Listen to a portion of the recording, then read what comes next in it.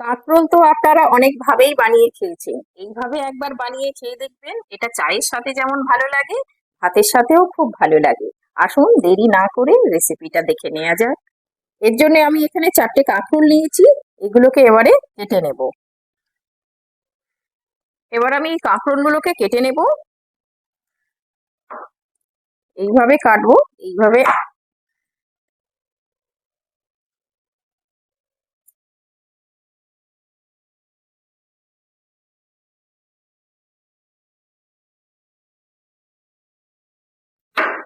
কাঁকরোলটা আমি এইভাবে কেটে নিয়েছি। এবার এগুলোকে আমি সিদ্ধ করে নেব। এবার এই কাঁকরোলগুলো সিদ্ধ করে নেব। এর মধ্যে বেশ খানিকটা জল দিয়ে দিচ্ছি। দিয়ে এর মধ্যে 1 চামচ লবণ দিয়ে দেব। লবণ দিলে এর মধ্যে লবণটা ঢুকে যাবে সিদ্ধর সময়। এবার এটাকে সিদ্ধ করে নেব। কাঁকরোলটা সিদ্ধ করে ঠান্ডা করে নিয়েছি। এবার আমি এর থেকে এই চামচ দিয়ে দিই আস্তে আস্তে। এর মধ্যে থেকে এইগুলো সব বের করে নেব, দানাগুলো এইভাবে আস্তে করে বের করে নেব। নিয়ে এটাও রেখে দেব, এটাও কাজে লাগাবো আমি। এইভাবে আস্তে আস্তে করে এইভাবে সবগুলো একে একে এইভাবে আমি সবগুলোকে বের করে নেব।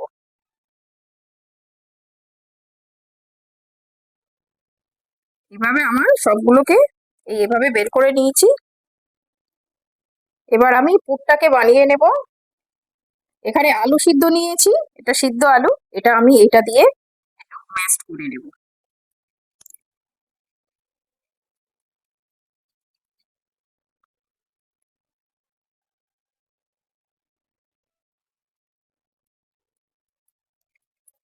এই আলুটা আমি ম্যাশ করে নিয়েছি। একটা কড়াইয়ে 2টো আলু নিয়েছি, এখানে মিডিয়াম সাইজের। এখানে 2টো আলু নিয়ে নিয়েছি এ করে। এবার এর মধ্যে একটা মিডিয়াম সাইজের পেঁয়াজ দিলাম। পেঁয়াজটা একটুখানি খুব ছোট ছোট করে কেটে নিয়েছি, এটাকে দিয়ে দিলাম। আপনারা যদি নিরামিষ খান তাহলে এই পেঁয়াজটাকে বাদ দিয়ে দিতে পারেন।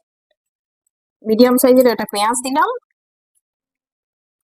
আর একটু ঝালের জন্য কাঁচা লঙ্কা, আমি এখানে 2টো কাঁচা লঙ্কা দিয়েছি, আপনারা আপনাদের ঝাল বুঝে দেবেন। আর অল্প আদা একটুখানি ছেঁচে দিয়েছি। আর কিছুটা ধনে পাতা দিয়ে দিলাম, কিছুটা ধনে পাতা দিয়ে দিলাম। আর খুব সামান্য জোয়ান একটু দিয়ে দিলাম, এটা মুখে পড়লে ভালো লাগবে। একটু জোয়ান দিয়ে দিলাম। আর এটা ভাজা বাদাম, এটাকে আমি একটু হালকা ভাবে মানে এ করে নিয়েছি, থেতে নিয়েছি। এই বাদামটাও দিয়ে দিলাম। এই বাদামগুলো মুখে পড়লে খুব ভালো লাগবে, বাদামটা দিয়ে দিলাম। এখানে হলুদ গুঁড়ো নিয়েছি 1/2 চামচ, একটু কালার হবে। আর একটু গরম মশলা দিলাম, এটাও 1/2 চামচ, একটু গরম মশলা দিয়ে দিচ্ছি। আর এটা হচ্ছে রোস্ট করা জিরে, এটাও 1 চামচ মতো দিয়ে দিচ্ছি। আর স্বাদ মতো লবণ দিয়ে দিচ্ছি। এবার আমি এটা হাতে ভালো করে মেখে নেব। হাত দিয়েই মাখবো, হাত দিয়ে মাখলে মাখাটা খুব ভালো হয়। তাই জন্য আমি একটু হাত দিয়ে এইভাবে মেখে নেব।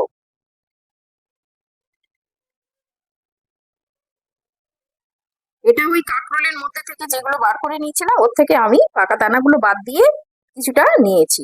এটাও এর সঙ্গে মাখিয়ে দেব। এটাও খুব ভালো করে মাখিয়ে নেব।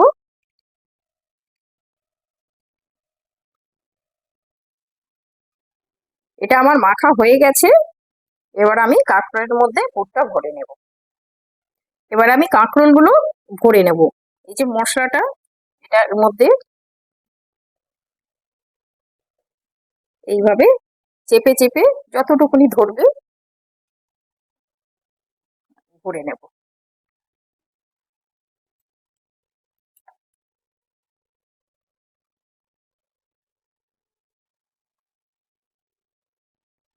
এইভাবে খুব সুন্দর করে চেপে চেপে প্রত্যেকটার মধ্যে আমি ভরে দেব। এই আমার সবগুলো একে একে পুর ভরা হয়ে গেছে। এবার আমি এগুলোকে ব্যাটারে ডুবিয়ে ভেজে নেব। কাঁকরোলের জন্য একটা ব্যাটার বানাবো, তার জন্য এই বেসন নিয়ে নিয়েছি 1/2 কাপ পরিমাণে। আর অল্প চালের গুঁড়ো দিয়ে দিচ্ছি। এই চালের গুঁড়োটা দিলে একটু মুচমুচে হয়, আপনারা চালের গুঁড়ো না থাকলে কর্নফ্লাওয়ার দিয়ে দেবেন। আমি একটু দিয়ে দিলাম চালের গুঁড়ো।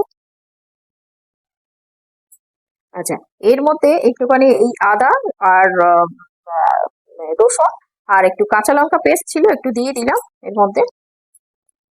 আর খুব সামান্য পরিমাণে একটু হলুদ গুঁড়ো দিচ্ছি, আর একটু লাল লঙ্কার গুঁড়ো, আর একটুখানি জিরে, অল্প একটু জিরে দিয়ে দিচ্ছি।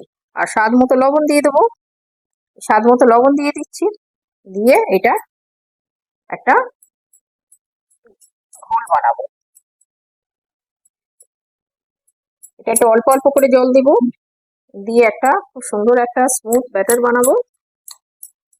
এটা খুব পাতলা হবে না, এটা একটা মিডিয়াম হবে, কারণ কাঁকরোলের গায়ে যে পুরটা আছে ওটা খুব পাতলা হলে গায়ে লাগবে না, ওই জন্য একটুখানি ঘন একটা ব্যাটার বানাবো।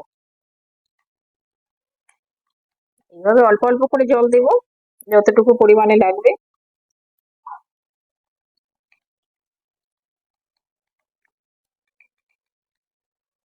ব্যাটারটা এইরকম হবে, খুব পাতলা হবে না, এরকম একটা ব্যাটার বানিয়ে নেবো। আর এর মধ্যে আমি একটুখানি ধনে পাতা দিয়ে দিচ্ছি। এটা থাকলে দেবেন, না থাকলে না দেবেন, এটা দিলে ভালো লাগবে। তো এই ব্যাটারটা হয়ে গেছে, এবার আমি ব্যাটারটা রেডি হয়ে গেছে, এবার আমি ভেজে নেবো। কড়া গরম হয়ে গেছে, তেল দিয়ে দেবো। এটা মোটামুটি তেল দিলে হবে, ডুবো তেলে ভাজলে হবে এমন কোনো কথা নেই। এইভাবে একটা একটা করে এইভাবে ভেজে নেব। এটা মিডিয়াম আছে ভাজবেন, ভাজলে ভাজাটাও খুব সুন্দর হয়। গায়েতে একটুখানি দিয়ে দিতে হবে, কাঁকরোলের গায়ের উপরে আসলে একটু ব্যাটারটা কম ধরে, ওইভাবে একটুখানি করে দিয়ে দেবো।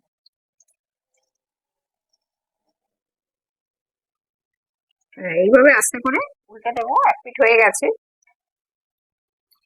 এইভাবে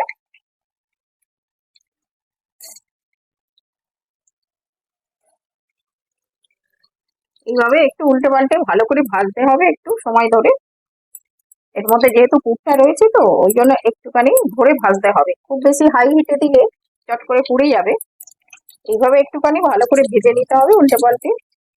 তো এটা খুবই সুন্দর লাগে খেতে, এটা আপনারা চায়ের সঙ্গেও খেতে পারেন, আবার এটা ডাল একটু করে ভাত দিয়েও খাওয়া যায়।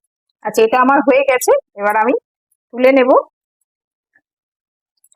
এটা হয়ে গেছে, এই তুলে নিচ্ছে। এই দেখুন আমি একটু কেটে দিয়েছি, দেখুন কত সুন্দর। হ্যাঁ, এর মধ্যে চিংড়ি মশলা টশলা একদম পুরো খুব সুন্দর কুক হয়ে গেছে। এটা ভাতেও খুব ভালো খেতে লাগবে, পারলে এইভাবে একবার বানিয়ে খেয়ে দেখবেন। আর আমার রেসিপিটা যদি ভালো লেগে থাকে তাহলে একবার লাইক করবেন, সাবস্ক্রাইব করবেন, আর পাশে থাকা বেল আইকন অন প্রেস করবেন, তাহলে আমার নতুন ভিডিও সবার আগে আপনার কাছে পৌঁছে যাবে।